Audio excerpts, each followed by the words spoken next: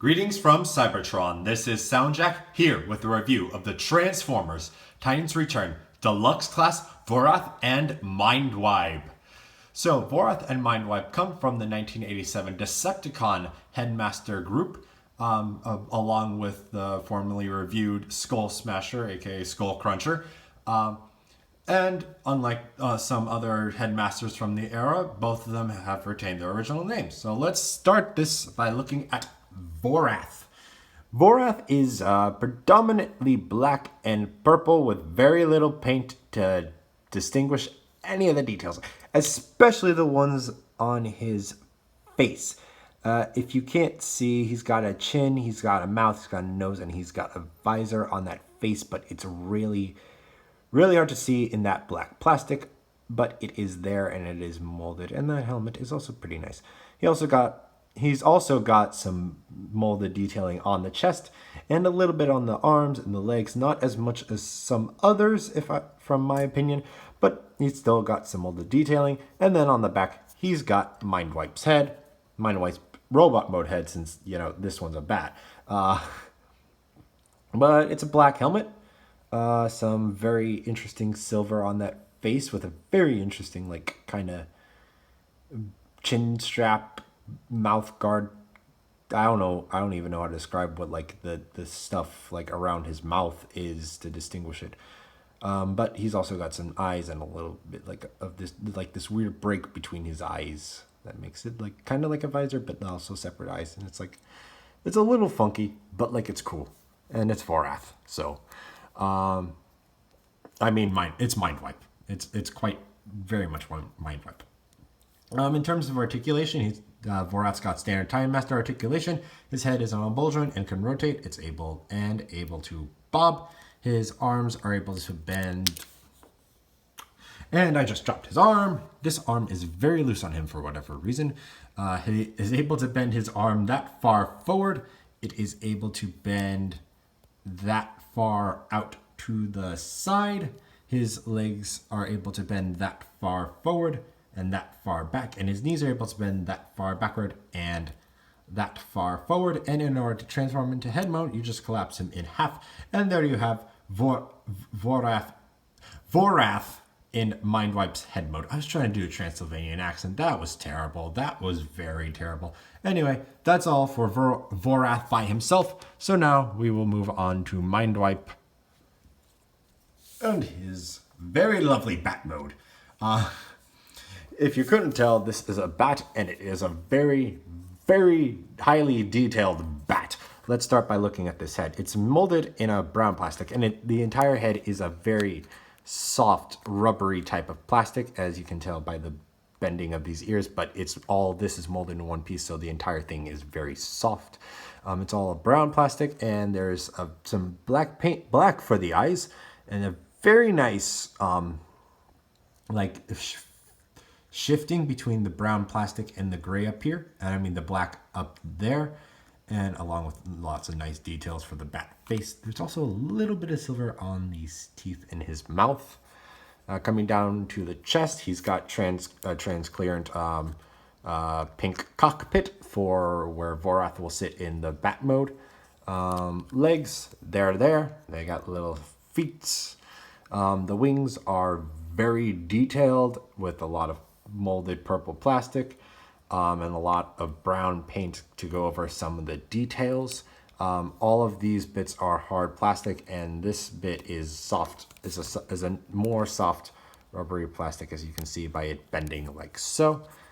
On the back, a lot of the same details as this side in terms of the molding, but a few different paint applications, mostly this bit, and that's more so for robot mode aesthetics. And then the back is the robot mode chest and some rubbery brown plastic wings that are kind of more so for the robot mode visual. But it makes it interesting. It makes it certainly a very interesting swooping bat with extra wings on its back. They're not pointless, but just gives a different flavor, I guess. I don't know. Anyway, as this is a beast mode, he does have some articulation. His mouth is able to open. It's able to open and close. The head doesn't have any form of articulation purely because this is all one molded piece and it's just designed to sit full down and about, and that's all it does. Each wing has 3 points of articulation with a hinge here that's able to bend that far up and that far down.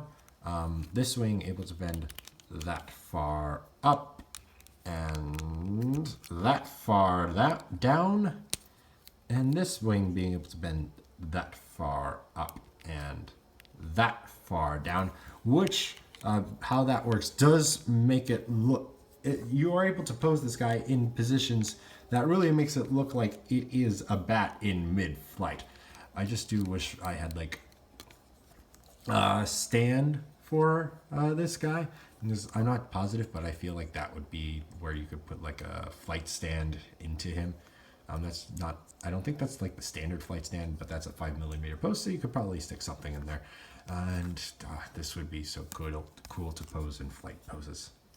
But anyway, the really atrocious, back to the wings. I did forget to mention that these bits of the wings are fused in place. Well, not fused in place, they're just pegged into what are the legs, so it's like they stay, but you can take that out if you want a little bit of extra articulation and to be able to move the legs around. But if you leave it as it's supposed to be transformed, then, well, you've got no articulation for the legs. So, that's Mindwipe. So now let's get on talking about the accessories. The accessories that he comes with is this gun, which is a very nice gun. Very nice gun, and if I recall correctly, very accurate to what his original toy had. And this shield gun, bladed weapon thing that also holds a Titan Master. These are technically compatible with the bat mode. I can't recall exactly, but I know this is a least storage, but I think the instructions call this out as being like an actual tail for the bat. So you combine these two weapons, I think like this. It's either this way, or that way, or this way. It might be that way. Anyway, you connect the two weapons, and then you take this post, and you stick it here at the base of it, and the bat has a tail, so you can do that. So to store it, and you give the bat mode a tail, which is stupid, but it allows it to go somewhere. If you don't want to do that, the 5mm posts on both of the weapons have places to store on both of the wings, so you can store them there as well. But that looks even sillier. That looks really silly. So these two kind of just end up to the side, more so for me, but they're able to be a weapons platform for the Titan Master. You just flip this whole claw out, you stick the gun in there, and you get Vorath into a seating position. The back tab will go into that slot right there where you can see through to the background. Plop him in there, and there you have Vorath riding the platform mount. And the 5mm post is capable to be held by different things, so I don't know, make that sure, let's do that. Okay. And that's how the accessories interact.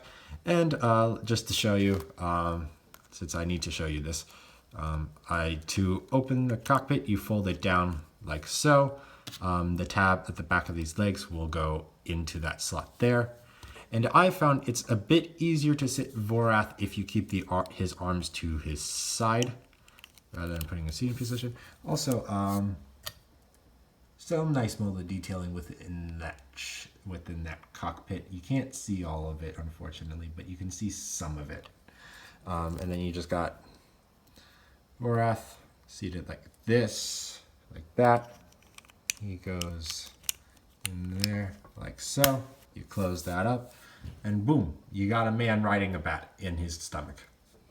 The only thing with this, it's very tricky to get Vorath out just because of how well he pegs and there not being a particularly great place to grab him. So oftentimes I just end up knocking the door off and then just grabbing from underneath and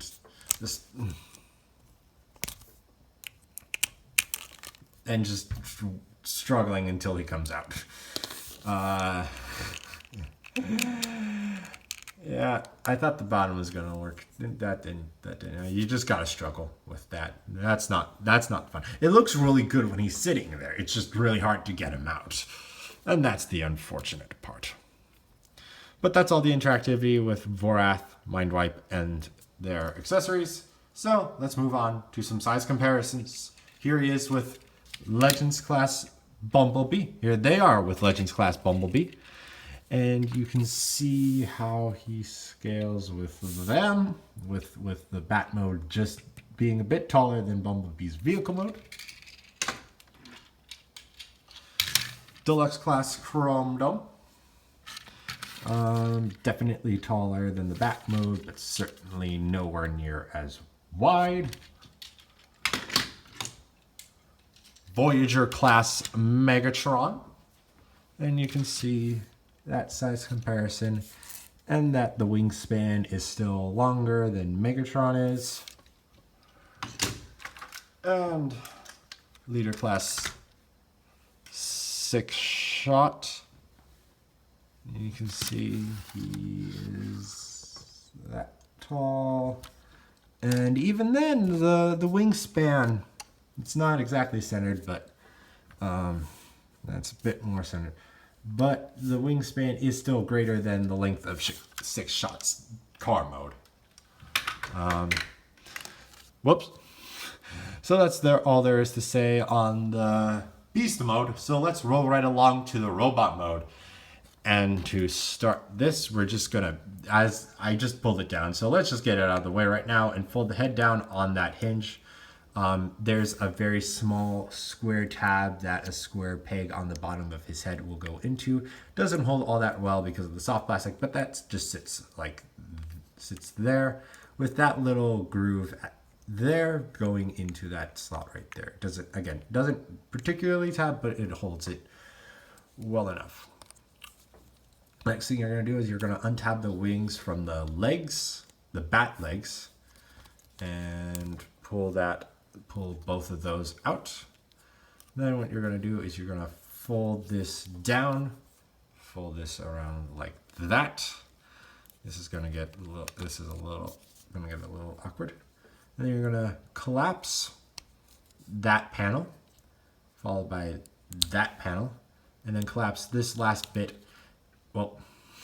And take that tab and put it into that slot right there, collapsing all of that in.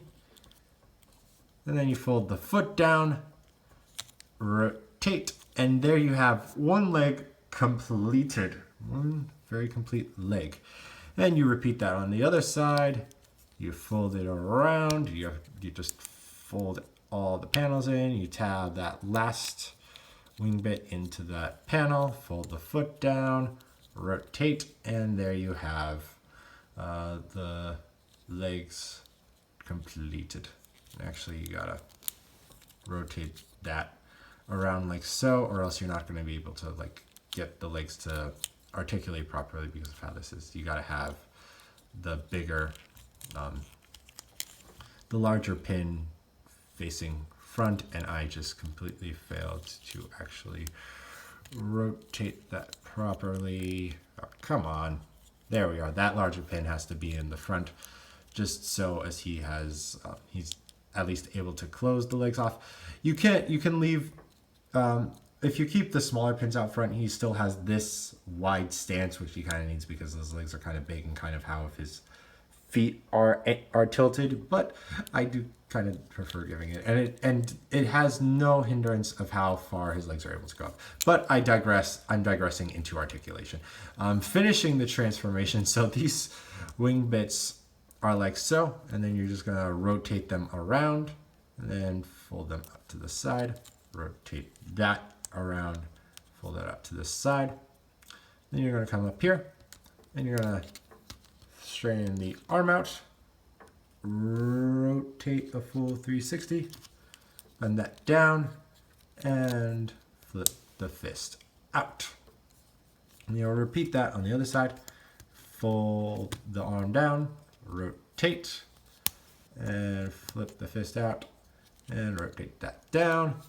And there is Mindwipe in his robot mode, but he still is missing his head. So we take Vorath, fold him in half, and plug him in.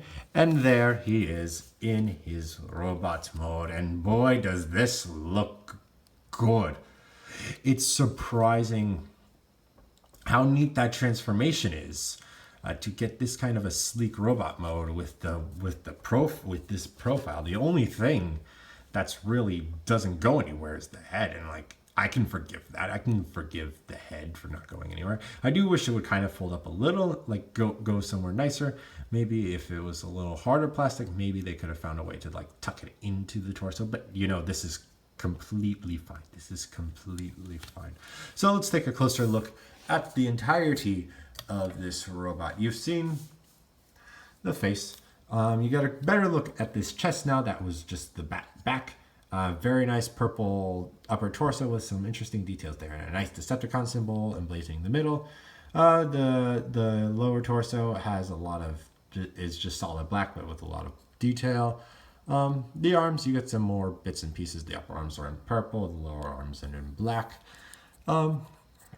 Some silver and some brown paint picking out a lot of the purple thighs, and then you got the feet with some kind of batty, kind of spiky toe things going on, and then the vestigial, the kind of smaller wings serving as decoration for the robot mode, but just like it's simple. Like the appearance is rather simple, but it looks very good. It looks very good. So, now to talk about his accessories.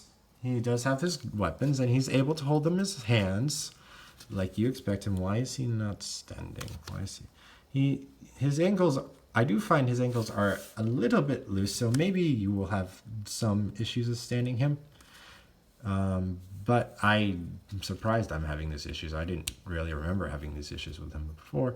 But anyway, he's able to hold his two weapons. You're able to flip out the claws. You're able to store them there. He also has holes in his forearms. In his forearms, let me make that center of the screen. And he's able to plug this there and make that more like of a shield type clawed weapon. Thank you very much. I am delighted to be at your service. I don't know why I said that. That's just what I thought when I was looking at that. But anyway, you're able to do that. That's there. If you want, this post is there. So I guess if you remove the head, you can give him a gun head. Okay. Now I'm just being silly. I'm just being very silly. Unfortunately, though, there's nowhere to really store these weapons besides on the arms and on in the hands and on the arms.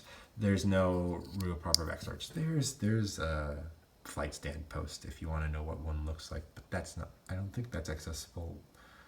Really accessible in the bat mode. Yeah, it's not. It's not accessible in the bat mode. Anyway.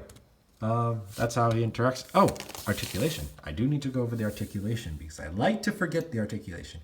Articulation, since he shares a ball joint with his headmaster partner, he has a full 360 degrees of articulation and is able to bob his head. His arms are on ball joints and are able to completely rotate around.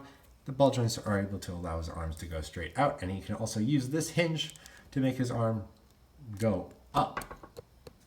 like so, if you so desire. He is able to. There is a thigh, an arm swivel. His elbow is double jointed, so he is able to collapse his arms 180. Bend his arms 180.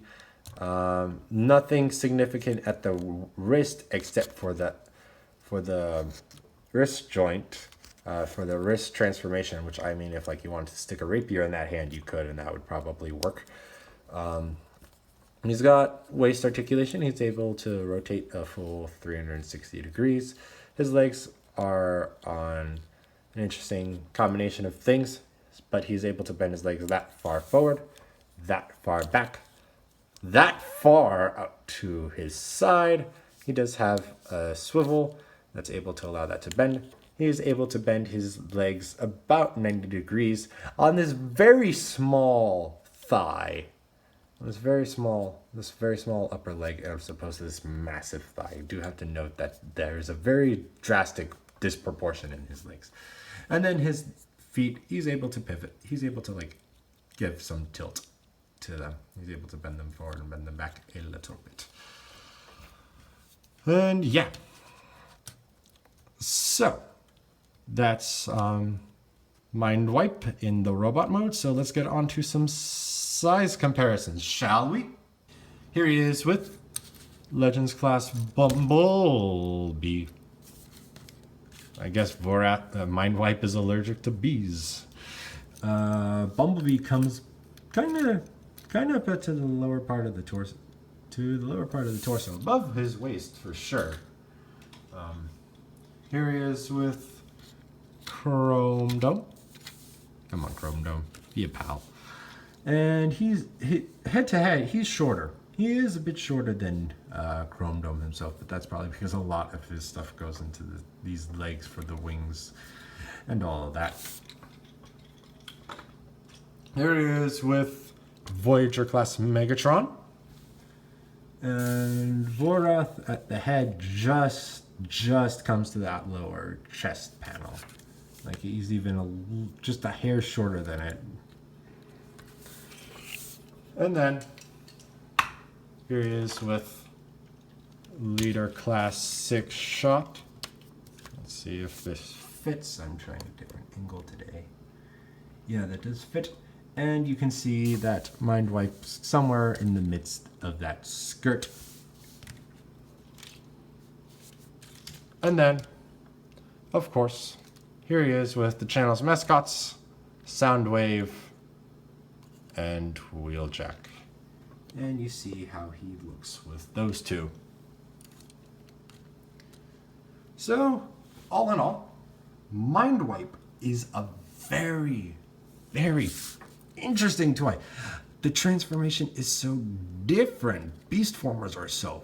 I do like Beastformers a lot because they offer some very interesting transformations that you would not see from a Carformer because different things have to move in different places. And then with how popular Carformers are, and how there's just so much you can do with a car, but there's so much you can do with a bat, with different animals and all of that.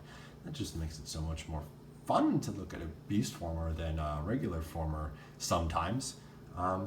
It can be done bad, but this one, it was very good. Very nice update for Mindwipe. And that's all I have to say on him. So thank you, them, because Vorath's in here too. But that's all I have to say. So thank you for watching. If you enjoyed, please like and share this video and subscribe to the channel. You can also follow me on Twitter and Instagram at SoundJack426. Also, please consider donating on my Patreon page to help support the channel. All the links will be in the description below. Thanks for tuning in. This is SoundJack, signing off.